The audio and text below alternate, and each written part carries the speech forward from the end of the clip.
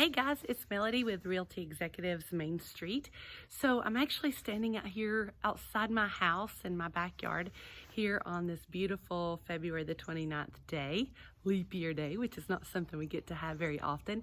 And as I was pondering today, I was thinking, I have moved twice now, which some of you may have moved a million times and some of you may have never moved.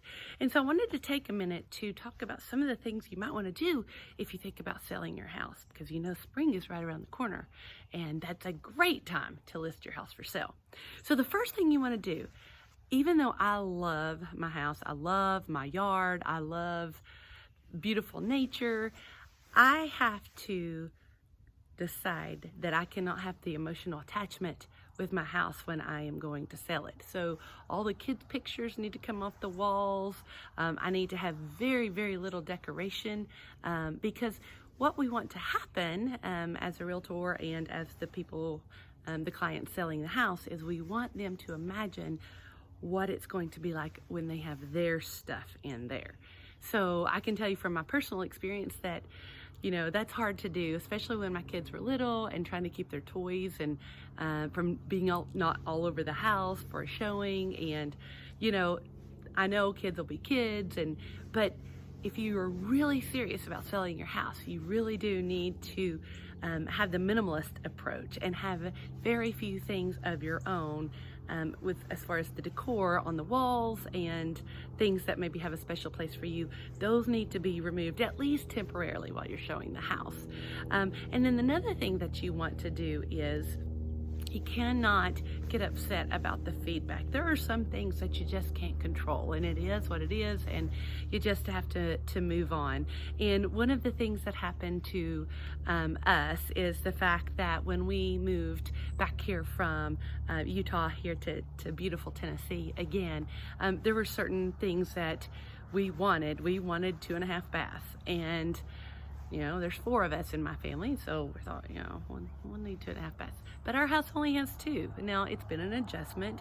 Could we build on one? Yes, we could. Are we going to? No, we're not. So there's certain things that, you have to compromise on. Another thing that you might want to do is, usually when you list your house, especially in a hot market that we have as of today, if that showing pops up and you are really serious about selling your house, you need to make that showing happen. Yes, I know that, there may be a birthday party or you may have something already planned. Tell your agent that ahead of time, and they can put a temporary halt on those showings during that time. But if your showing time is available, try to keep that, because the more people that see your house, the faster it's going to sell, which is good for everybody. So I've been on a couple of appointments lately, and I've had to make 3 and 4 appointments just to get into the house one time. So it's so important that if an agent wants to show your house, if at all possible, try to be available to show that house if at all possible. And that shows also that you're serious about selling. Let's talk about pets. So I have a dog named Kylie, and she would love to be out here right now. But she is not an animal-friendly dog, and so she would be chasing birds and whatever else is out here. So she's in the house right now. However, when we were selling our house in Utah, one of the big things that we kind of panicked about was, should we have our dog around during showings? Okay, so we don't know what the seller is looking for. We don't know if they're okay with dogs. We don't know if they're okay with cats. We don't know that. So a good rule of thumb is let your agent know if you have pets, how many, things of that nature. And what we would do is, whenever we left for, if we had somebody coming over to look at our house and we were leaving for a showing, we just put her in our crate. We made a little note on it. She did bark, I'm not gonna lie. But she, the agent knew that we were using at that time, and so it wasn't really a big deal. What is a big deal is if you have people coming in to view your house, and we don't know, they may not even know that they might have allergies to the dander on the pet. So just a good rule of thumb, it's not that, agents are asking you to not love on your pets. So just saying during that showing, maybe just put them in a crate or in their holding area just temporarily, or if you want to take them with you, that's great too.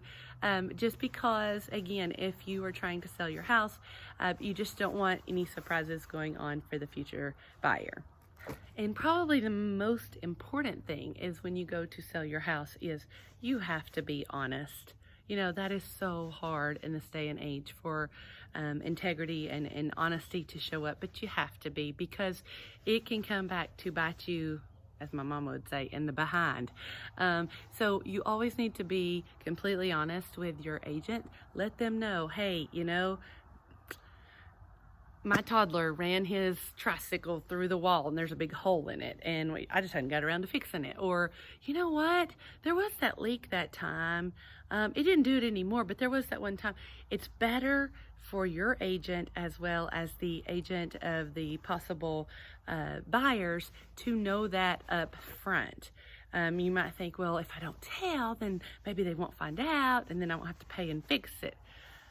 It is better to be honest. You know, as a teacher, I would always tell my students, you know, you're going to get in less trouble if you're honest with me, because if I find out you're telling a lie, it's going to be even worse for you. Well, let's apply that to real estate as well. If you are upfront and honest with your realtor when you start to sell your house about any defects that you know about the house. If you don't know, that's totally okay. But if you do know something, you do need to let your agent know, because there are situations, unfortunately, that happen every single day where a seller doesn't tell their agent, it's not listed anywhere, you get a future buyer, something comes up in home inspection, and it is usually at that time blatantly obvious that it had been there for a while. So just be honest. We don't like that here in the year 2020 always. We want to get the most bang for our buck, but so does your buyer. And so if, you know, a lot of times, I know it with our house in Utah, we had a horrible roof. It was a horrible roof. We knew that. We told our agent up front. And so when we had our buyer come out, he was like, you know, this is a horrible roof. And we're like, yeah, we know, sorry. And we agreed to half the cost of it. So we paid half of it to get it replaced and they paid half of it. And so it worked out fine. Whereas if we hadn't have been as obvious, it could have been where we had to pay the whole thing. So just make sure that you're honest with your agent so that they can help sell your house even more. Another thing that's kind of important if you're trying to sell your house are smells. Now, I love me some good candles. I love me some plug-ins here and there, and I love me some essential oils. However, if you're trying to sell your house, again, we don't know what kind of allergies or sensitivities that other realtors or other people who might be coming through our house during a viewing, we don't know what they have.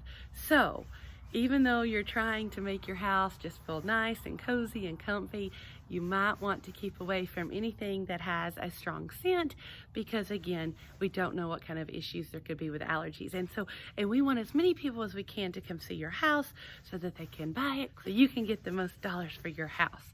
So that's another little trick. No candles, no plug-in. I remember my mom, she used to put this deodorizer in the carpet and to vacuum it. No, none of that. Try to keep just a normal home smell. Unless you're baking cookies, no, that would be okay. You could leave them a little pot of cookies and just tell what you wrote on it. Because I've seen that too. I've seen where people have baked cookies or left a little treat for the potential buyer to come by, and you know, again, that's really sweet and kind, and most people may not think anything of it, but you might want to just list the recipe ingredients just in case, again, that there might be that allergy there. But most people will love it and think it's a great touch. So I hope these things have helped you, and remember, if you decide to sell your house, give me a call. I am the Southerner, the teacher who has the Star Wars purse, and I would love to help sell your house. Have a great day.